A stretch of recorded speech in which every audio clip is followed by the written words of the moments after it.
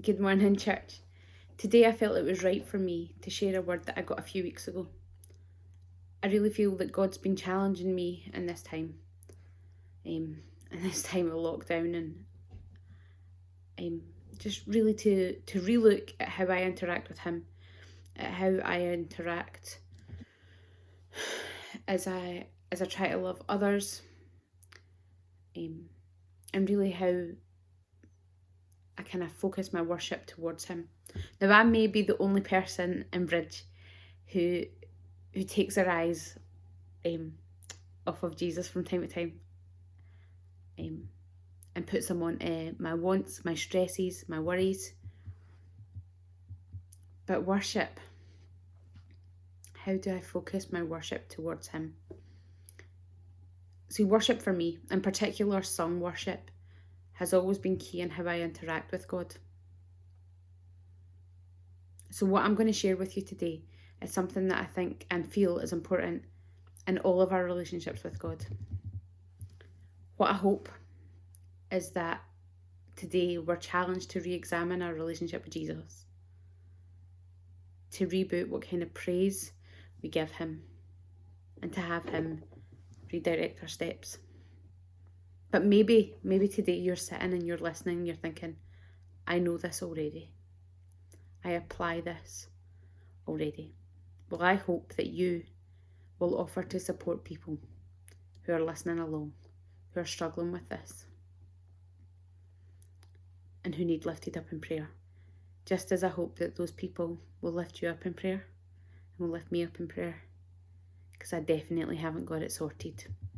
But let's pray together. Father God, I thank you that you are interested in us. I thank you that despite the circumstances of this world, despite the circumstances that have been, that we've been put in as the government try to keep us safe, that you are still King of Kings and Lord of Lords. And I pray, God, especially for those who are key workers, especially within our church, God, that you would give them words and wisdom as they communicate with their colleagues.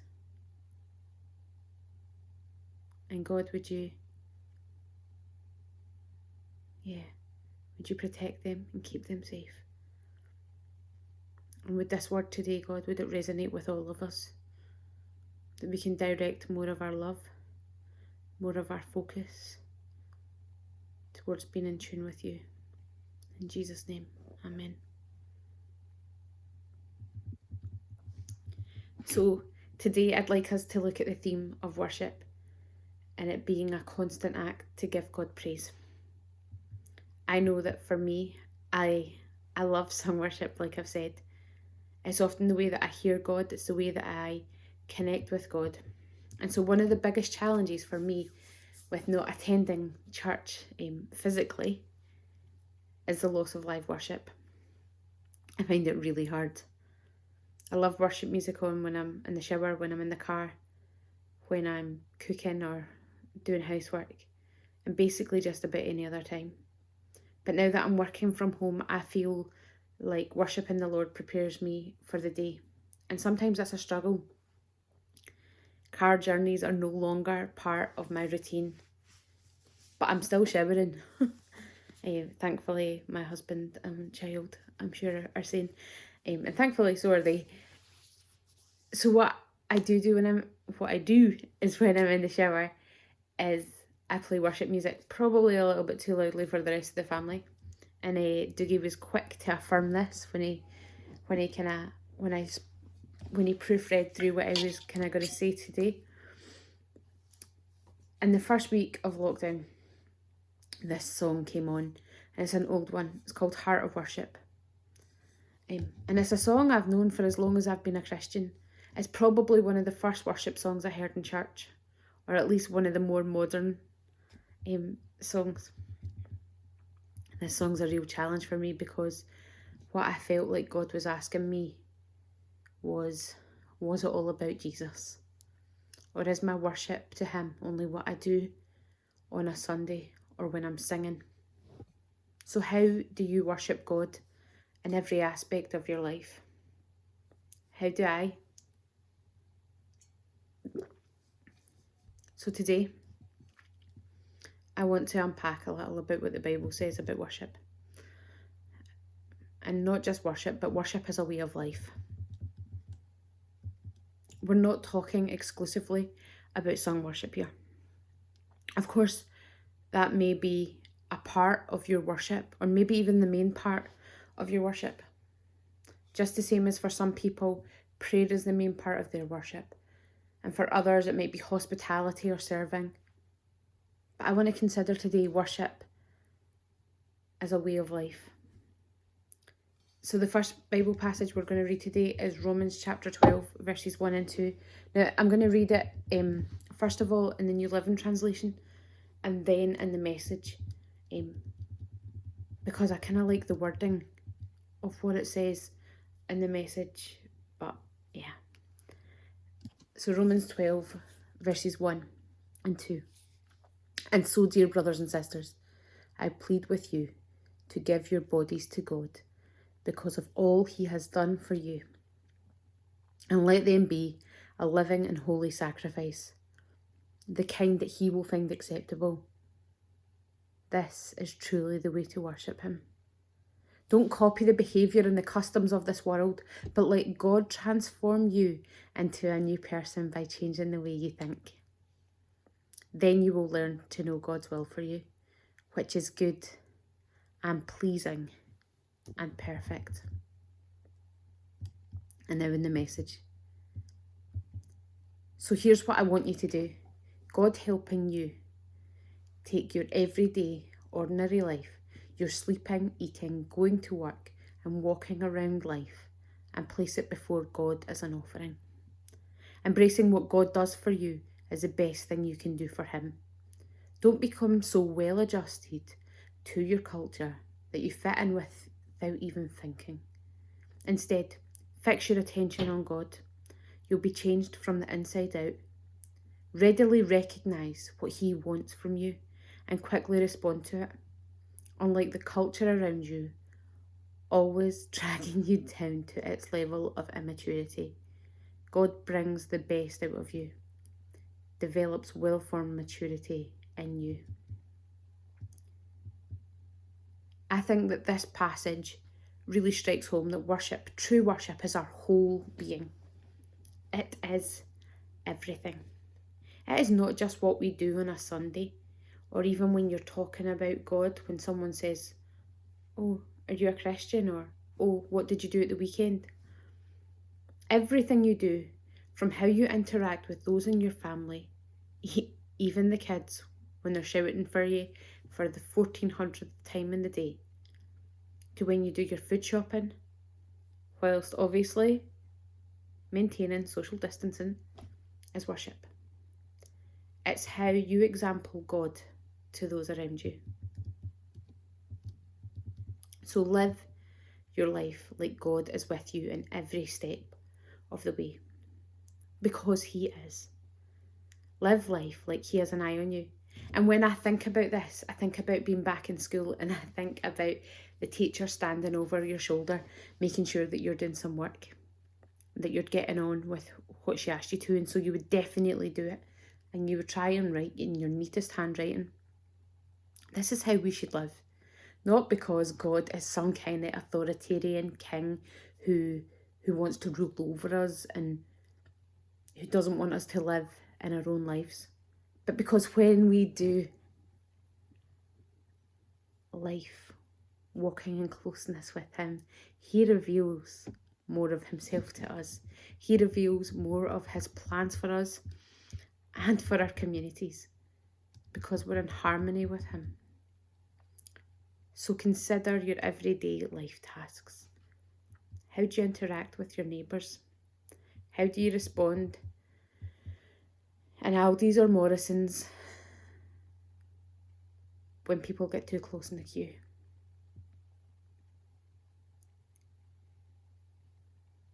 Every part of who we are should be worship to God. Now, I am definitely not saying that I'm perfect. I get stressed, I get overwhelmed. And as much as this period of time has been a period where I've been able to think about what worship is, it's also been a time where I've been highly stressed because my routine is out of order. And it's a struggle. So I definitely am not. And I don't think about my everyday activities as being an act of worship. But I feel in this season, it is what God is trying to teach me. And what I think He might be trying to challenge you with. I think it's what He's trying to challenge the church with, is how to change our perspective, to get out of our routines, to look through His eyes into situations. What I want for myself and what I would want for us as a church is that we are so in tune with God, that He brings out the best in us, that we live as new creations, as new living sacrifices to the plans of God, so that other people get to see Him clearer. A good friend from church pointed me towards a verse when I shared that word that I got, and it was from John chapter 4, verses 23 and 24. It's from a well-known passage. It's the passage of the Samaritan woman, or the woman at the well. But the time is coming, indeed, and it's here now, when true worshippers will worship the Father in spirit and in truth. The Father is looking for those who will worship Him in that way. For God is spirit, so those who worship Him must worship in spirit and in truth. We are not just physical beings. I know a lot of people think that, but we have a spirit, and I really believe that when our spirit is in tune with God, we are in communion with Him. We are in relationship, and God requires our whole being. And it doesn't matter where, and it doesn't matter how. It matters that we do it in spirit, meaning that we give ourselves over, that we listen and we respond. And it matters that we do it in truth, that it's sincere and that's from our hearts. Not that we're ticking some box on a weekly to-do list. Jesus isn't interested in us showing off. He's interested in the real person who seeks His face. I've been reading this book for about a year. Yes, it is a very short book. I normally take it to a coffee shop when I'm waiting on Dougie and Nora doing something, or when I've got a bit of time to myself. So I've been reading it for, like I said, over a year. And normally in the middle of reading this, I get distracted by someone who's come into the coffee shop, or I get distracted by something on my phone. But I am trying to build back in reading actual print in my life. Anyway, Kathy Madavin, I can't even say her name, but Kathy, who wrote this book, who is a great speaker, writes that there needs to be a balance between challenge and encouragement. And she talks about that because when we're in a climate where we're both encouraged and we're both challenged, is when we grow the strongest. See, encouragement alone leaves us weak and prone to storm damage because we're so high that we get bashed. And challenge alone leaves us stunted and ashamed. But when both work together, we create a climate where we can grow strong and tall in our faith and our self-awareness and our sense of purpose. So, bearing that in mind, I have an encouragement for you. Keep going. Keep living that out which you already are. Keep seeking God in your everyday situations, not worrying about what others think, but taking things to God in spirit and in truth. And you're doing great. This is a difficult season, but you are doing great. So keep going. But like that, I've also got a challenge, because I think we can all learn from Jesus. So,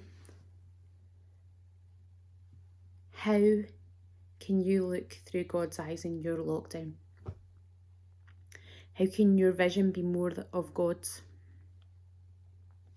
And the second challenge is, how can you build in time to get your spirit in tune with the Spirit of God, so that you can worship Him more in spirit and in truth? That song that I mentioned earlier says that it's about Jesus. It's all about Jesus.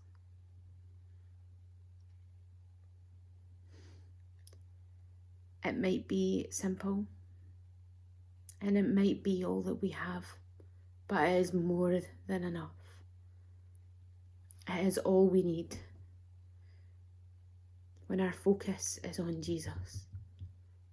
He does the transforming. You don't have to do the hard work, but keep your eyes on Him. C.S. Lewis wrote that the church is a community of people, each of whom is gifted to be able to see a different aspect of God's beauty in a unique way. I hope that we as a church come out of lockdown as a community of people that have learned to see different aspects of God, and so that together we can build our knowledge of Him and our love of Him. And I pray that we apply that in our day-to-day, both in this period of lockdown and afterwards. Worship God with all that you are. The great thing about the grace of God is that you get to start afresh here and now. And so as you sit this afternoon, as you plan for your week ahead, as you go for your walk in your fresh air, as you drive the car, as you listen to the kids, just about as you go about your daily life, remember that we are called to live as a living sacrifice, because that is part of our worship to God. And I think that's amazing. I pray you have a great week. I pray that this week I hear testimonies of how being more in tune with God has transformed your day, has transformed your week, and has transformed your household.